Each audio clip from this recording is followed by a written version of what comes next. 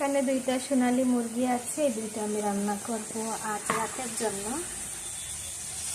আর আরও দুটো পেঁয়াজ দিয়েছি, রসুন আদা প্লাটা সব কিছু দিয়ে দিচ্ছি। একটু পেঁয়াজটা হালকা বাদামি কালার হয়ে গেলে আমি আদা রসুন বাকি মশলাগুলো দিয়ে দিচ্ছি।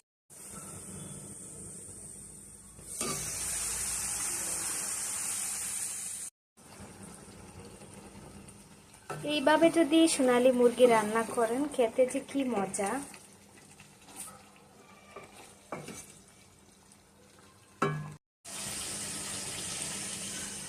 রান্নাটা কেমন হয়েছে জানাবেন, আর আমার ভিডিওটি ভালো লাগলে লাইক করবেন, কমেন্ট করবেন। আসসালামু আলাইকুম।